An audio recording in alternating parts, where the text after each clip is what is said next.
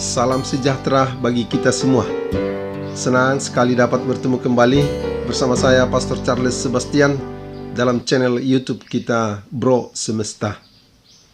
Apa kabar saudara-saudari? Semoga kita tetap dalam keadaan bersuka cita dalam kasih Tuhan. Saudara-saudari terkasih, hari ini kita telah tiba pada hari Minggu biasa yang ketiga. Dan pada hari Minggu ini, bersama dengan sabda Tuhan, kita merenungkan situasi kegelapan dan terang yang muncul di tengah kegelapan. Kalau kita bayangkan hidup kita sedang berada dalam kegelapan, tiba-tiba listrik mati, dan kita tidak mempunyai cahaya apa-apa lagi. Kita tentu tidak bisa berbuat apa-apa. Tidak bisa menyentuh, tidak bisa berjalan ke arah mana, karena semuanya menjadi gelap. Terlebih lagi kalau kita sedang mengendarai kendaraan, tiba-tiba senter atau lampu dari kendaraan kita padam di tengah gelap gulita. Kita tidak bisa berbuat apa-apa lagi. Kita bingung. Dan situasi kegelapan ini menjadi situasi yang sangat sulit bagi kita. Itulah sebabnya kegelapan kerap kali disejajarkan orang dengan kematian. Karena di dalam kegelapan kita tidak bisa berbuat apa-apa, tidak bisa mencari jalan, tidak bisa mencari solusi. Bahkan dalam kegelapan, bila kita terus nekat melanjutkan kegiatan, kita akan mengalami celaka. Kegelapan sering juga disejajarkan orang dengan kejahatan. Dan kegelapan itu membutuhkan orang lain atau terang dari luar yang memberikan solusi, memberikan jalan untuk bisa hidup dan selamat. Saudara-saudari terkasih, daerah Zebulon dan Naftali hingga pada masa Yesus diklaim oleh orang-orang Yahudi sebagai daerah kegelapan. Karena di situ orang-orang Yahudi berbaur dengan orang dari bangsa-bangsa lain. Dan ke daerah itulah Yesus tinggal menetap sesudah dia meninggalkan kotanya Nazaret di satu kota kecil di pinggir danau Galilea, yakni Kapernaum. Dan dari para nelayan di sekitar pantai danau Galilea itu, Yesus memilih para muridnya. Dan di daerah itu jugalah Yesus memulai pewartaannya,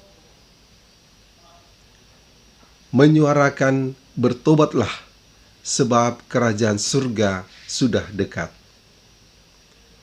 Itulah sebabnya sesudah itu dikatakan daerah yang berada dalam kegelapan itu telah melihat terang yang besar. Karena Sang Kristus sendiri telah hadir di daerah yang selama ini diklaim sebagai daerah kegelapan. Saudara-saudari terkasih, kita pasti masih ingat satu judul buku yang berjudul Habis Gelap, Terbitlah Terang.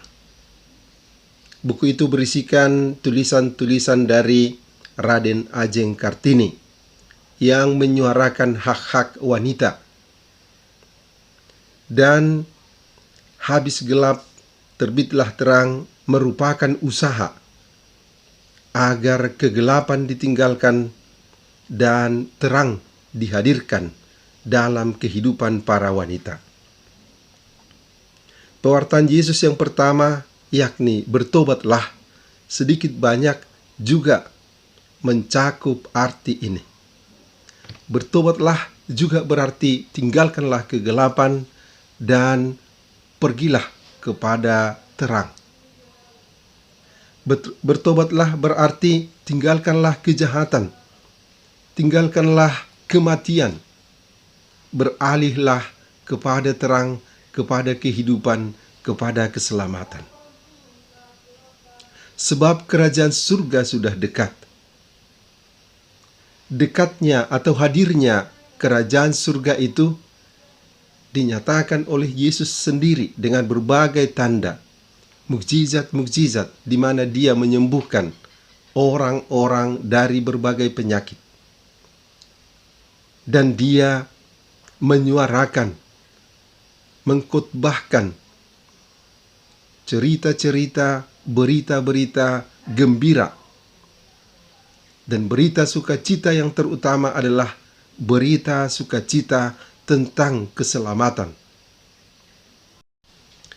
Kita semua juga diundang, dipanggil, bahkan merupakan tugas untuk pelan-pelan menghilangkan berbagai macam kegelapan dalam kehidupan kita dan berusaha membawa terang, berusaha membawa cahaya dalam kehidupan ini.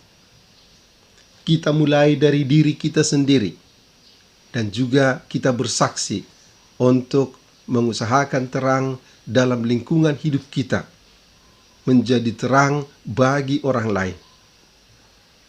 Bila kita masih hidup dalam dendam, dalam amarah, dalam iri, berarti kita masih tinggal dalam kegelapan.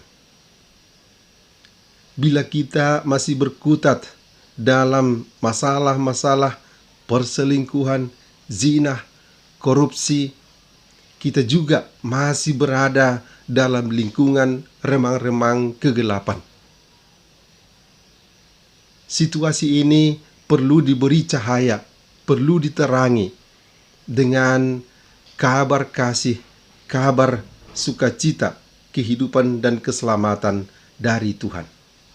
Untuk ini kita semua dipanggil, dan untuk ini kita semua berusaha agar terang meraja di dunia kita, agar sukacita, kasih menjadi lampu, menjadi suluh bagi kehidupan kita di dalam kegelapan. Semoga terang kita tidak pernah padam, dan semoga Yesus Kristus yang adalah terang yang besar itu tetap bernyala di hati kita, di dalam kehidupan kita masing-masing. Saudara-saudari terkasih, hingga di sini permenungan kita kali ini. Sampai bertemu pada video berikutnya. Salam sejahtera bagi kita semua.